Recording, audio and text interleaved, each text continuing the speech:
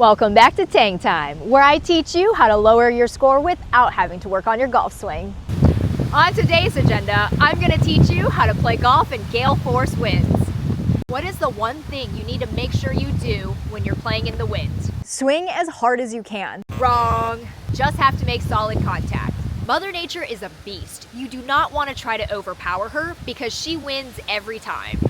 Have you heard of the saying, when it's breezy, swing easy? Well, that's what you gotta do.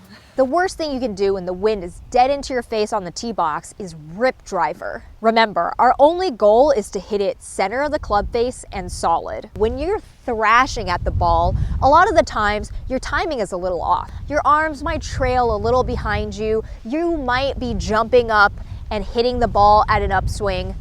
Whatever it is, we don't want any of that. When you're thrashing and making contact with the ball, you're not hitting it square. You might create a tiny bit of side spin. And when that happens, when it's windy, that wind is just going to catch the ball and it is going to amplify that spin. And you're gonna get a huge slice or a huge hook, or it's gonna shoot straight up into the air. Timing is super important here. So to make sure we have good timing in our tee shots, we want to just slow our backswing down. You're going to take a very deliberate backswing and you're gonna pause at the top for a split second.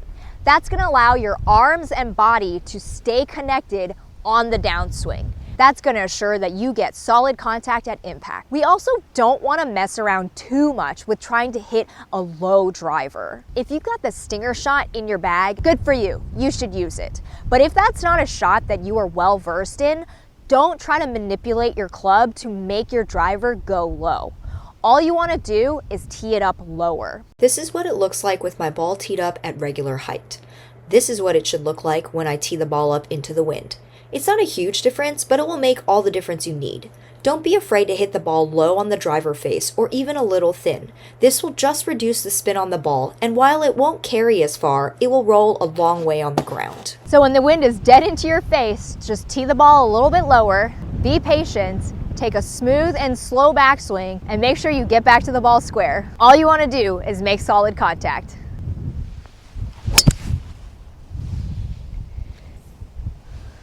It's right down the middle.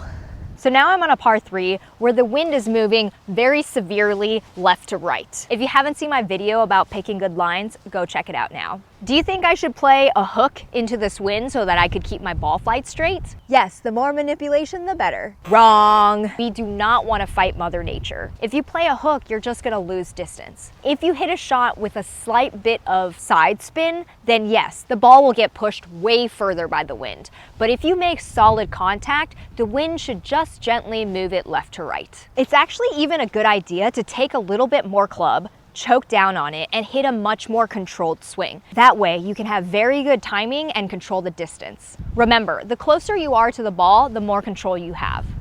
Here is a look at the green view of the shot I'm about to hit. The wind is moving hard left to right. The pin is on the right side of the green, so anything missed over here is considered short-sided and a difficult chip. We want to leave the ball on the fat part of the green. You can aim at the left edge of the green and the wind will still carry your ball into the perfect position. I'm going to aim here. So I've picked a good line. If you haven't seen my video about why alignment is so important, go check it out now.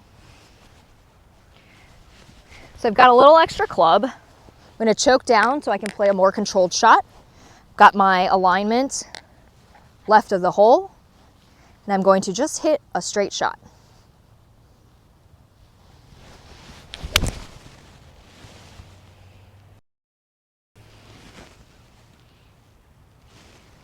And it's perfect.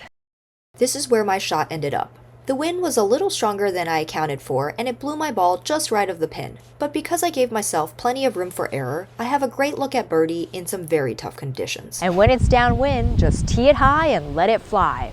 But remember, you still need to make square, solid contact. If the wind is blowing strong enough to make you sway at setup, either back off the ball or widen your stance just a little bit. With a wider base, you're going to be a little bit more stable. The worst thing that can happen is if you take a backswing and a huge gust of wind blows you off balance.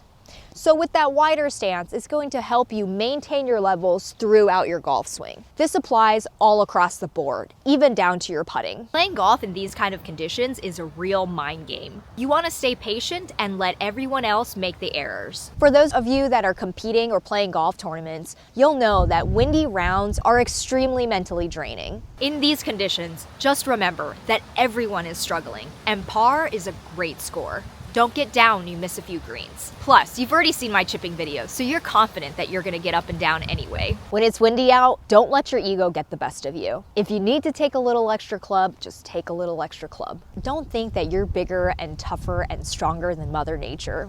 The game will be much easier if you just go with the flow. If the wind is moving left to right, let your ball fall left to right. If the wind is moving right to left, let your ball fall right to left. Don't try to go against the grain. You'd just be swimming upstream and making things more difficult and more complicated for yourself. Just go with the flow. The worst thing you can do is give up on your round and then finish and realize you were right there. Every shot counts. Just take your time, be patient, and miss in all the right places. Let's get you good at golf. Stay tuned for my next episode where I teach you how to become a master putter.